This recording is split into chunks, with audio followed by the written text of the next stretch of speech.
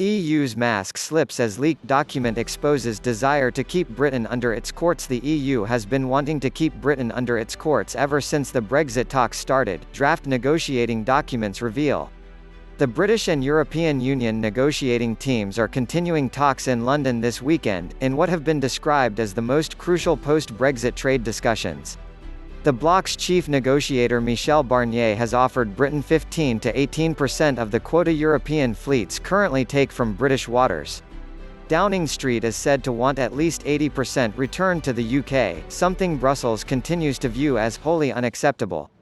While the bloc refuses to budge on its red lines, Prime Minister Boris Johnson has agreed to keep Britain tied to the European Convention on Human Rights. Britain had previously rejected EU demands to implement a commitment to retain membership of the ECHR into domestic law as the price for the Internal Security Pact. The ECHR is an international agreement drawn up by the Council of Europe, enforced by the Strasbourg-based European Court of Human Rights.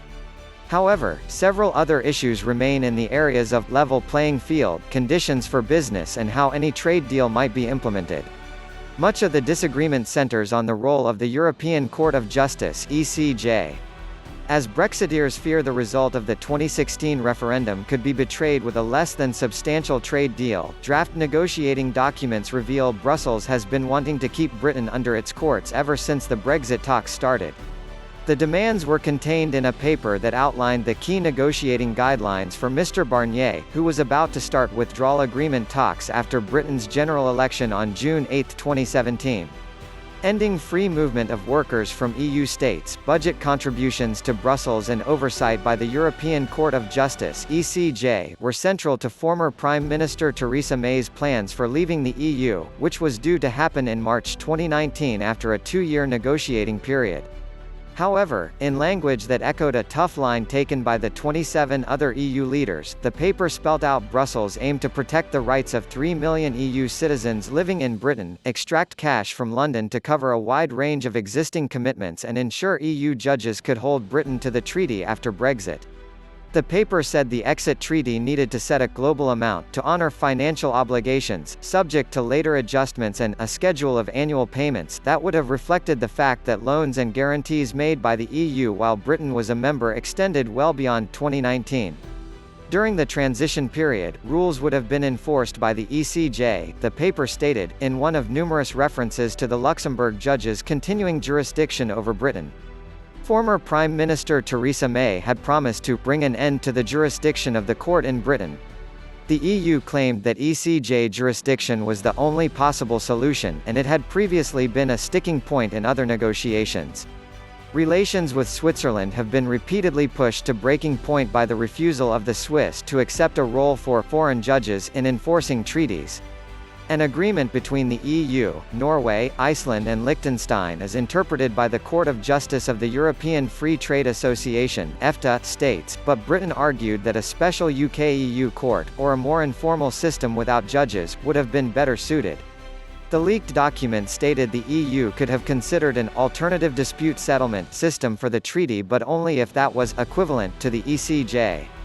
Despite almost 2 years of talks and uproar from many Brexiteers, Britain had to back down. During the transition period, the UK remains bound by ECJ decisions, and more generally by EU law.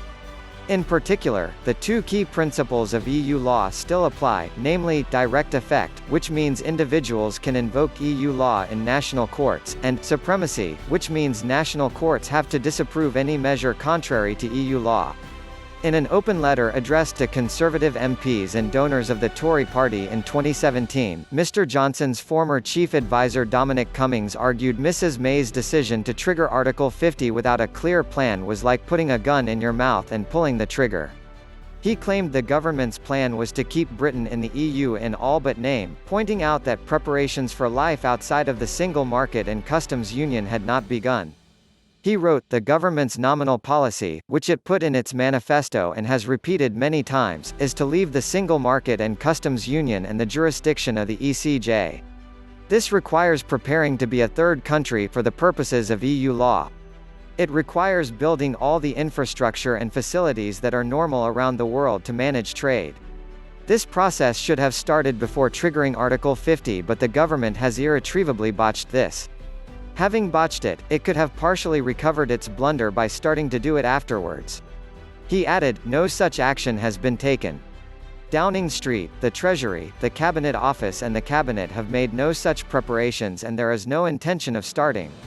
He argued the government's promise to maintain frictionless trade between Britain and the EU was, logically, legally and practically incompatible with being outside the single market and customs union.